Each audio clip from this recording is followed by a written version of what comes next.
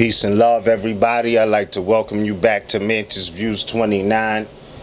This is part one of a series that we did when we examined the place called Shockoe Bottom in so-called Richmond, Virginia.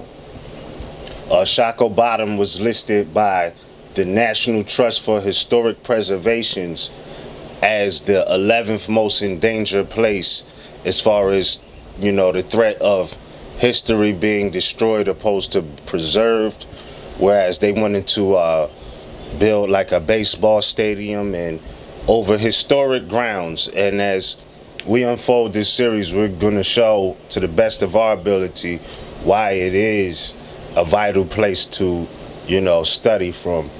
We could get right into some of the hardcore facts that's all over the town. But your point is being made by me seeing what this house looked like. Yeah. And the fact that I just read that the first thing they dug up was a kitchen.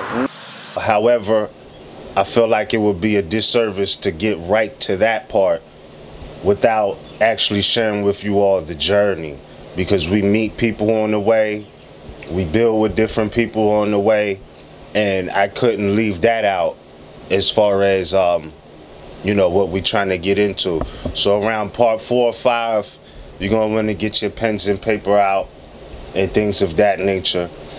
Not that you won't want to do that prior to, because we're going to examine, you know, see what the symbology is in a sense, and also communicate with different people. And I'll tell you, you know, one of the things that made me excited about sharing this is this journey is actually on the way. I've seen a pyramid in North America.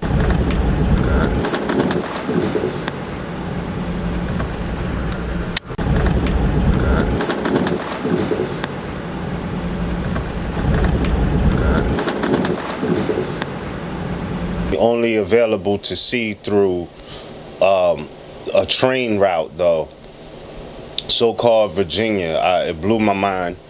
But you know, all of these things went into me saying, you know, okay, we definitely have to share the journey as well, not just the ultimate destination. So I want to give a big thanks to my cousin Zena and Ty, Blake and Tim, for, you know, putting me on to what the place is about and the history that goes with it. Also, big acknowledgement to RVBey Publications. We definitely did this one as far as, you know, the examination. So enjoy. You know, I trust y'all enjoy the edits. This is narrated by me, Ms. Raheem L, and I share with you all in love, truth, peace, freedom, and justice. This is definitely one for posterity, I would say, to give a 21st century view of what the second biggest slave trading center in America looked like, you know, so, or North America, or for that instance, the United States. We know that the United States and America are two different entities. America is the land. The United States is a business that was founded on the land. And unfortunately, you know, the horrors of the history, it had a lot to do with, you know, selling human beings or human trafficking in the flesh. So nothing is intended to be personal or sting anybody. But the story itself, it can feel like that because that's what the nature of it was. So, again, enjoy this. Thank you for tuning in. And I'll be releasing more periodically from this particular experience. Peace, y'all. Shockoe Bottom is listed as the 11th most endangered historical place in the world. Oh, how did it? Oh, wait a minute. Are they saying here that since it was originally nicknamed the Devil's Half Acre, we're going to reconcile and make it better, and we're going to call it now God's Half Acre? Right. And above all else, we know this. In America, we don't worship government, we worship God.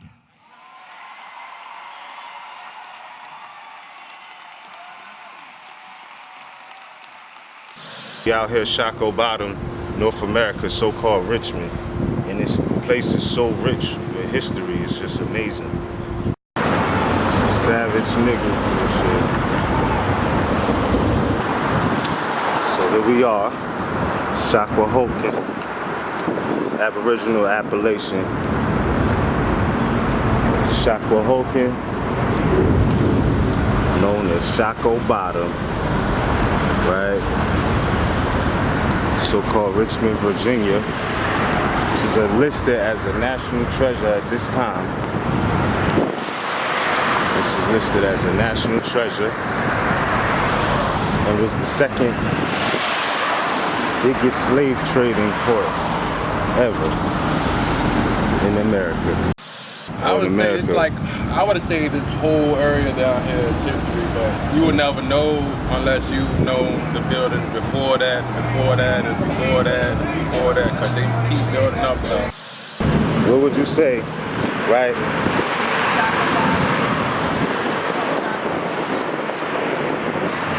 I had to take a step back in correlation with what the brother was saying about you have to know the buildings that were built before that and going back in time. I took a step back because here, if you pay attention, it's an ancient path showing itself, even through asphalt being placed over top of it. Going back in time, you can see that this was a more ancient path. So pay attention to the ancient path still showing itself.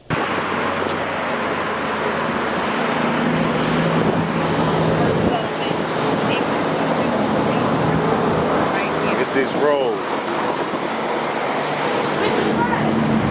Huh?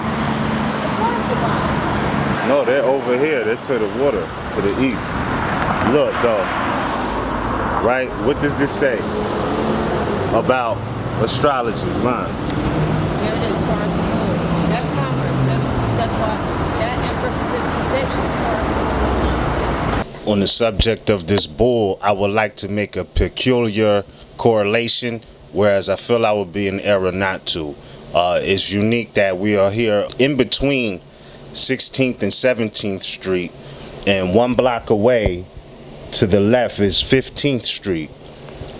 However, 15th Street was considered in so-called antebellum years as Wall Street. And what we see with the bull here, 1 block away from what they called Wall Street, you still see the same symbolism in commerce today with Wall Street in New York, so-called New York, whereas the bull is definitely is symbolic of pecuniary gain. Taurus, of course, you know, pentacles and things of that nature. Only thing is, back in the day, the 15th Street, Wall Street, quote unquote, the stock was human beings. The dig is now considered one of the most important study sites in the nation for understanding the details of the American trade in human beings. It's just a lot of soil that we walk on, a lot of air that we breathe that we don't even have an idea. We're barely scratching the surface. Right, now one of these markets, actually they used to sell the slaves at. Is this 15th Street? No, 17th Street.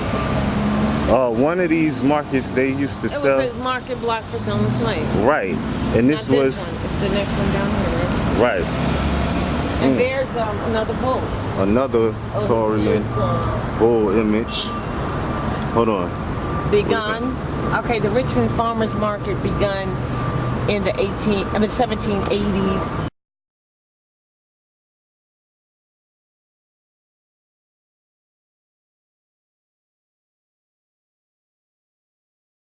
Rebuilt in 1854.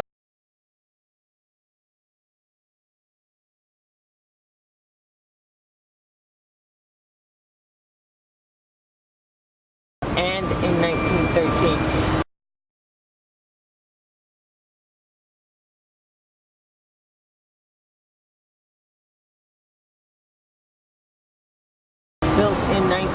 Rebuilt again in 1986 by the Richmond Industrial Development Authority, and there's a list of names of who they are: Roger Gregory, Abbott Lambert, Colston Lewis, Edward McCrea, Nicky Nicolo, Dale Wiley, Charles Wilson, and Ahau Tai, the secretary. And that's a total of 1, 2, 3, 4, 5, 6, 7, 8 people. Right. I believe that this was one of those, this was the spot where they did the quote-unquote slave trading. But it's a farmer's market, Allen's Produce. Is that it down there? Well, this whole area is historical. Yeah. That's what she wants to know, how it's historical. Yeah. That ain't right. Absolutely not. They always want to turn on the historical. Look, imagine how many places in AC and a Corbett Township, Pleasantville, that they tore down. But no, you're right. They're always tearing down historical landmarks, and the people don't know that that's their history. Like they think that it's the modern European stuff. It's not. Peace, fam. Damn. Just gonna let them know, all right? A barbershop established in 1923, 2017. The joint is still running.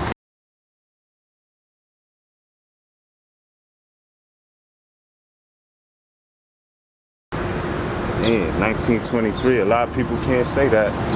A lot of people can't say they've been in business that long, bruh.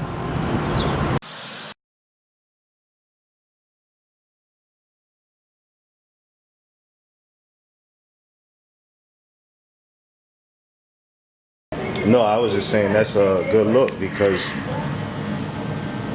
the thing I like about that story the most is the fact that he got away. They caught him. They popped off on the slave catchers, and they beat the case. Everybody who shot and stabbed the slave catchers, they beat their case. Like that's what I like about his story. It wasn't the loser story. Like you know what I'm saying? They beat their case in law with law.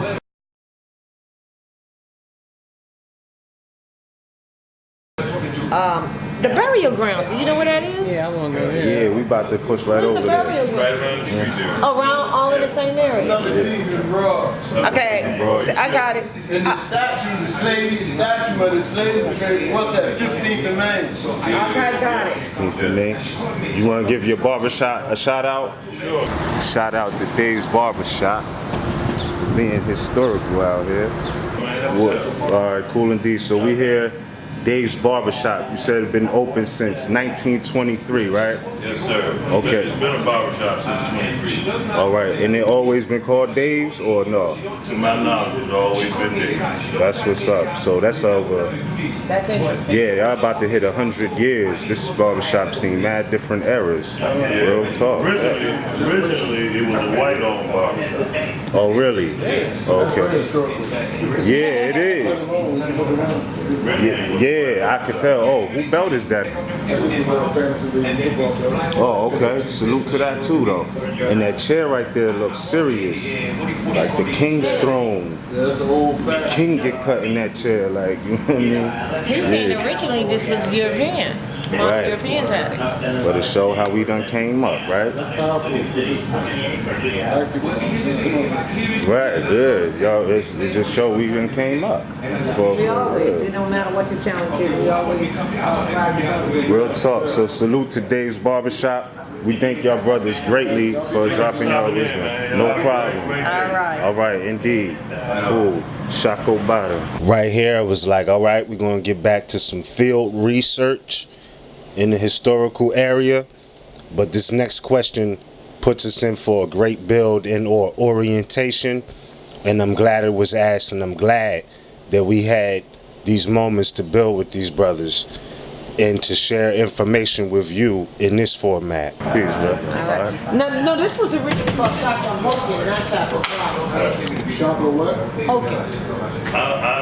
It wasn't originally Shockoe Bottom. That's correct. It was not originally Shockoe Bottom.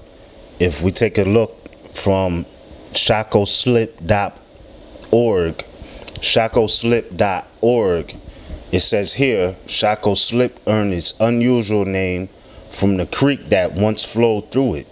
Shockoe was the Indian word for the large, flat stones at the mouth of the creek, and slip refers to the area's position on the canal basin where boats loaded their cargo. Now, I want to emphasize where it says Shockoe was the Indian word. Right now, this takes me into ancient and modern Britons, whereas in this book here, it speaks about in 1676, the native races of New England were spoken of indifferently as Indians and Moors. And our British Indians, quote unquote, are also remembered as Moors. And Moors will tell you, because it's true, we are not Indians. Indian was the brand name. India is across the Pacific. So therefore, the original people of America are not Indians. It wasn't originally Shockoe Bottom. What it was previously, I don't know.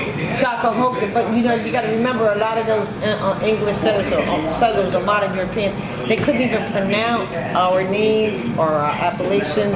They couldn't pronounce what we call things, so they often shortened it to something else. And now, all these years later, we refer to it for what they say, and what we have to do is go back to referring to it for what it is in order, especially in order to stay out of their venue and their jurisdiction. On the subject of jurisdiction, I have to highlight this from the Institutes of American Law, enumeration 40.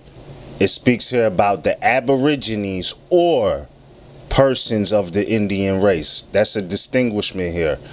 Again, the Aborigines or persons of the Indian race are not in general citizens of the United States and can exert no political rights. The tribes are regarded as separate political communities, and the individuals are not subject to the jurisdiction of the United States.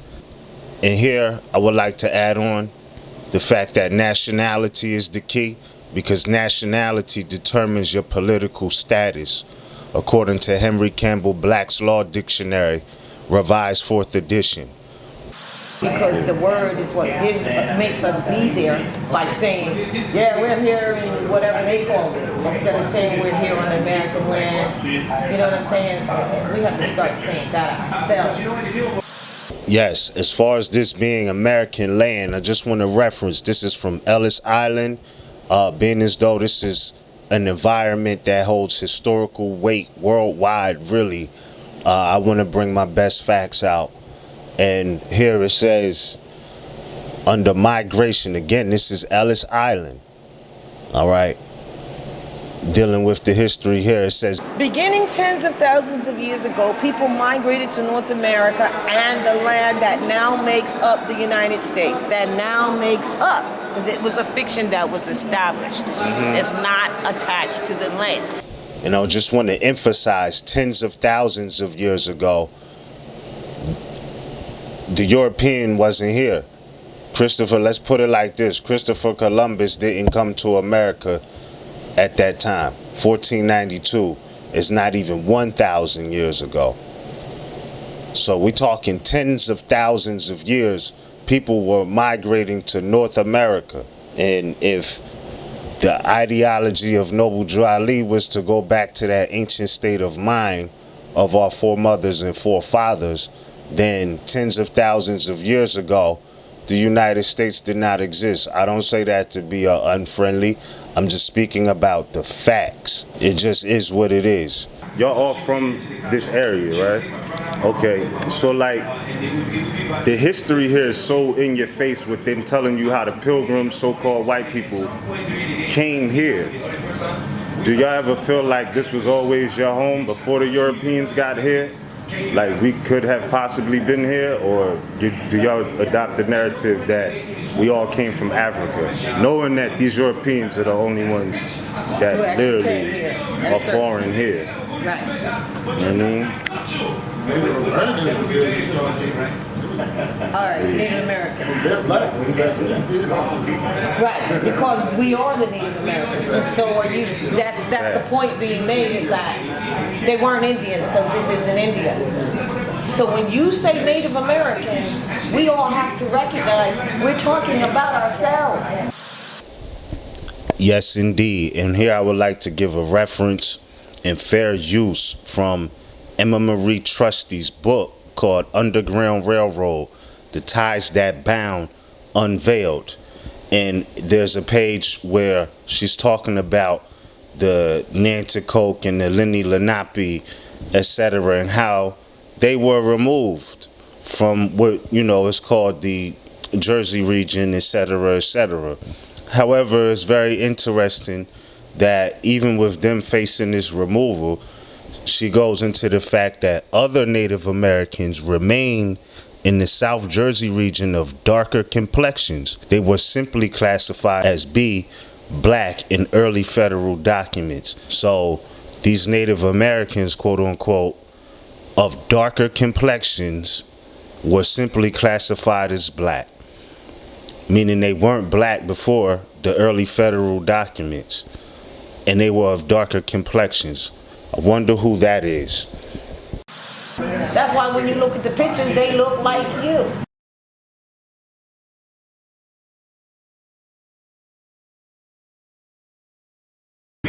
So when they started calling us, or calling the natives Indians, they're not Indians. They never were. So now they want to be called Native Americans, but their lineal descendants, if you go on any of their so-called reservations, they don't look like us because they like to take your place.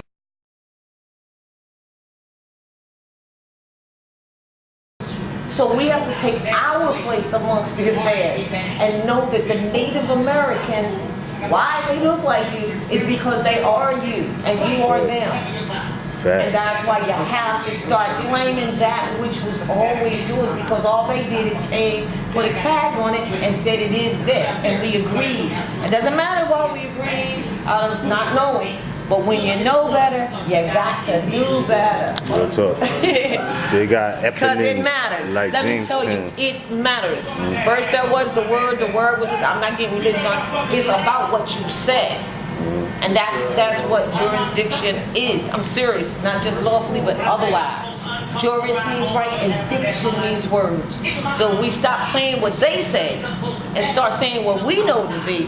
Now we have established those lines. Yeah. And that's what the cause and the fight is about.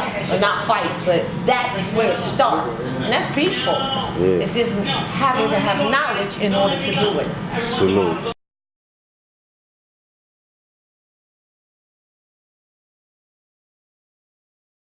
Without the knowledge, shall we suffer? That's what's up. Salute, we have to start talking our language. No doubt. We really do, and identify with ourselves as being the natives. Yeah. The only Aboriginal indigenous. In fact, the definition of American, if you really go look it up, what does it say? It says the various copper tone people found on this continent by the Europeans. Period.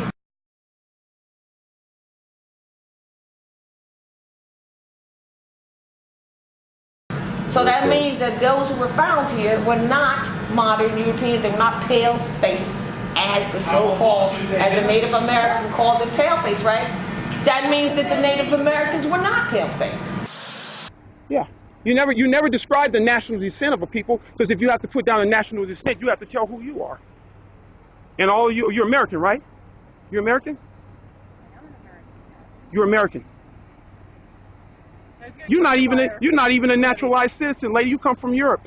You're not American.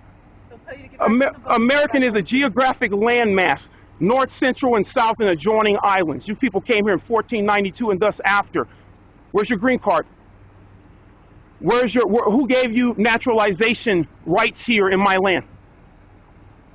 I'm asking you.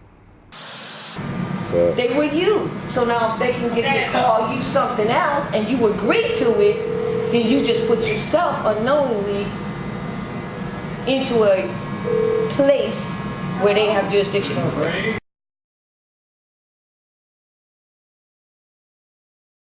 It's like basically they gave the land eponyms. Yeah, they gave the land eponyms and gave the people their names too. So like Jamestown, you know what I mean? It was named after a pilgrim, I forgot, James something. Right, because he was an English settler.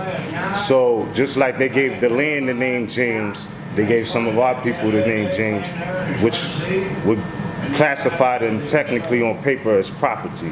Who are you? You don't know. Don't tell me Negro, that's nothing. What were you before the white man named you a Negro? And where were you? And where were you? And what did you have? What was yours? What language did you speak then?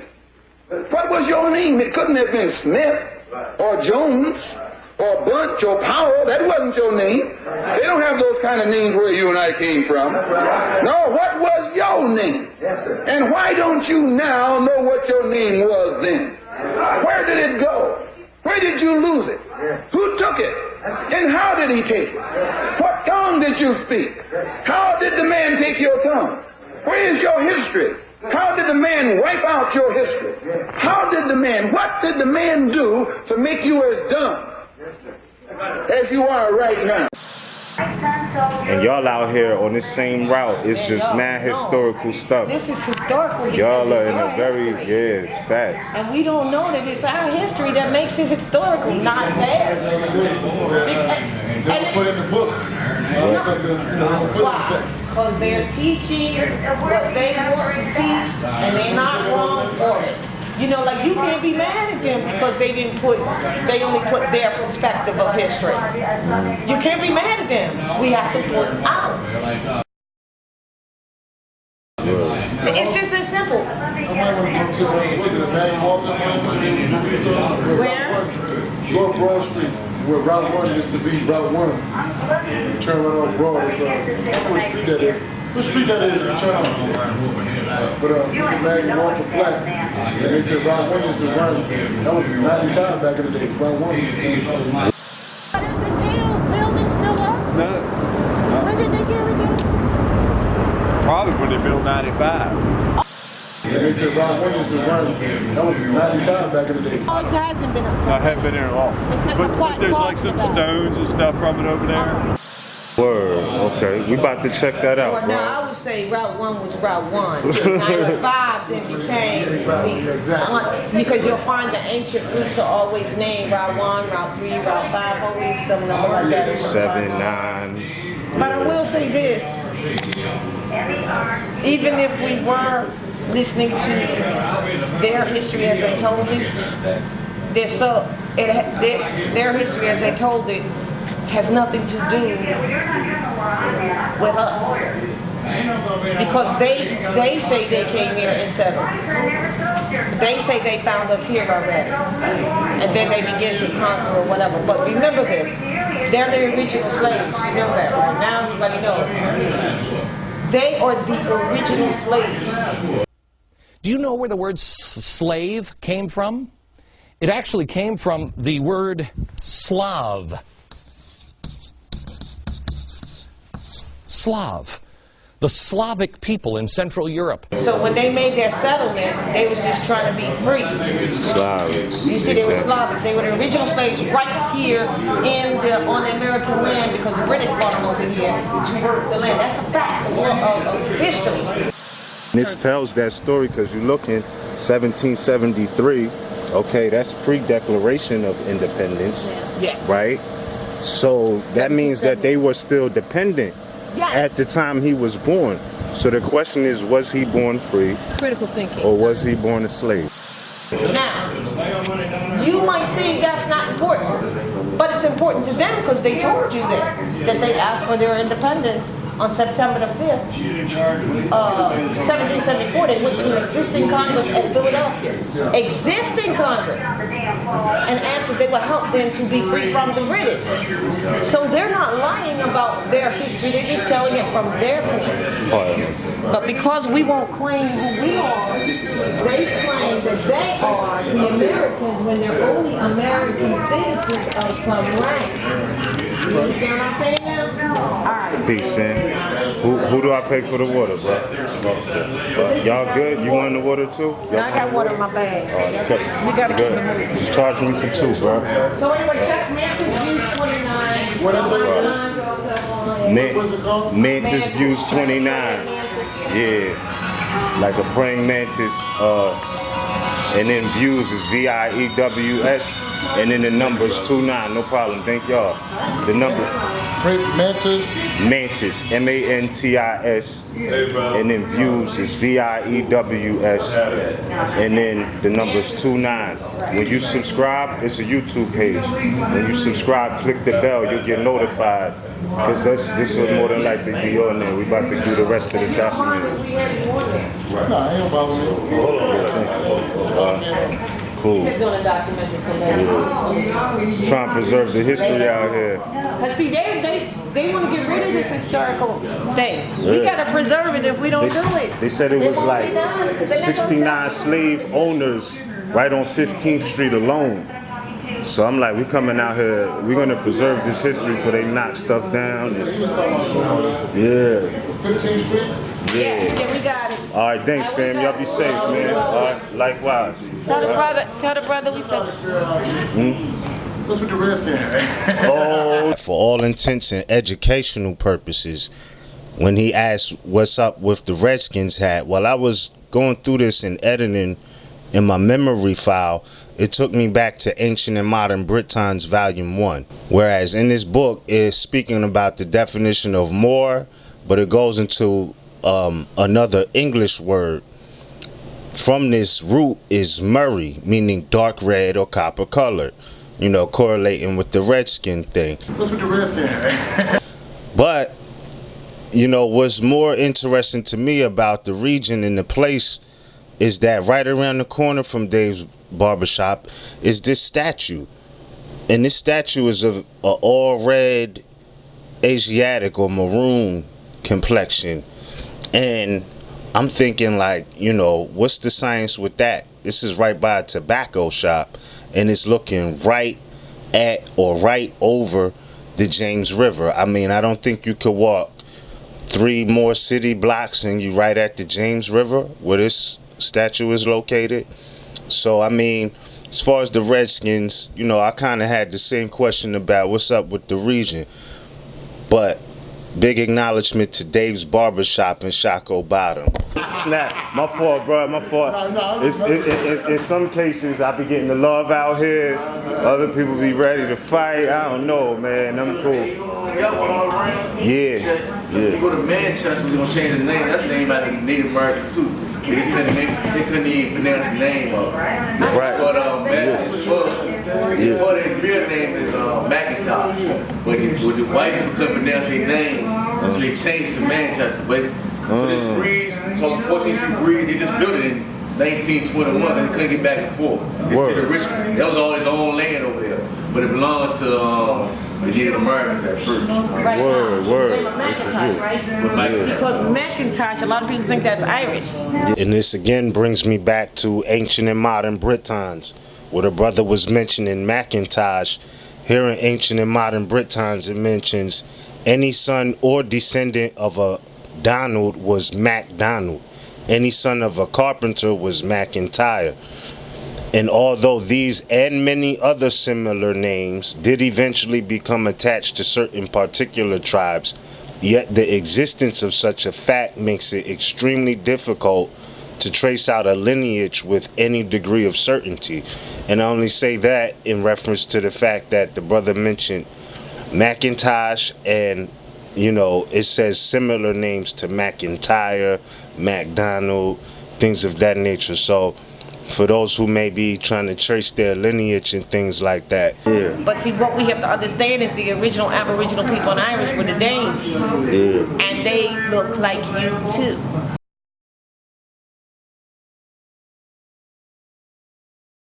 Because all of the people across all 4 corners of this earth, anciently, when they do it, all of them look like us. You know, 3 of them huh? It's only 2 people.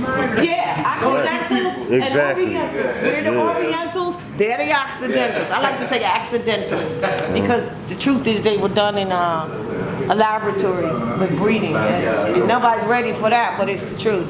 So, but they talk about it, but they don't really talk about it. They'll talk about it with Darwin's theory and Yakub's thought experiment, but it's true. Huh? So Darwin's theory of evolution, you know what I'm saying, the monkeys and all. But that was them, not you. Yeah, exactly. Because you're a man, something like that. And all that. Yeah, they tell the stories, but we just, like, we'll decide, well, I'm going to read this book, and that's what I'm going to do, when all of it is our stuff. Including the Bible. People say, oh, I'm not religious. That stuff was written by ancient people. Was it written by modern Europeans? They only took 66 of the books that they found, 66 of them, and compiled it in that. So then our people want to run away from that because they think they have to approach it from, I'm a Christian religion thing, when they don't realize that that's the stuff that your ancestors wrote. You understand? So how do you recognize it? It speaks to your spirit when you read it. So people say, well, what else should I read? You read all of any ancient text you get your hands on, you'll know that it's for you because it speaks to you. Not God or whatever. That's a 5th century word. That's a title. That's not a being. Your soul. It'll speak to you when you read it. And then you'll know. And if it does, it's meant for you. If it doesn't, it's not. So with that being simplified, you know, we really gotta do a lot more. Open our eyes and study, but for our posterity. Like this right here, it's for now, but it's really for later. It's not, and we have to start thinking that way. You know, that we have families and children. And should they continue to go through the lie? Because these people, these modern Europeans with their corporations and the pilgrims and all of that is charters and corporations. It is not, you know, about natural people, all right? That stuff is getting ready to fall. It may not look like it, but it is. So that's not government. We have got to get it straight so that we can take our place, and government is the people. Oh, yes indeed, government is the people, and I would like to reference again the so-called National Museum of African American History and Culture. This is written on the wall, so anybody saying Moors are radical because they don't whatever, this is on the wall at the National Museum. Smithsonian at that, on the National Mall.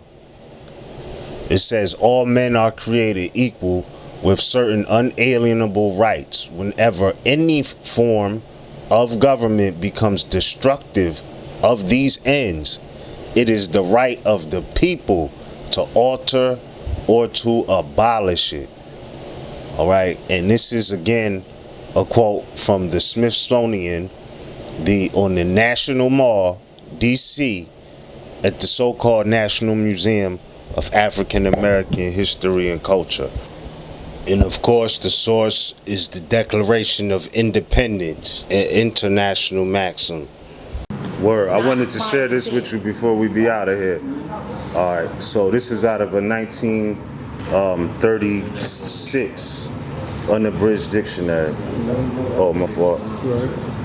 If you read the definition of American, number 1, you could read it into the camera if you want, but know that, you know what I'm saying? An abnormal or one Aboriginal. Or Aboriginal or one of the various copper-colored natives found on the American continent by the Europeans.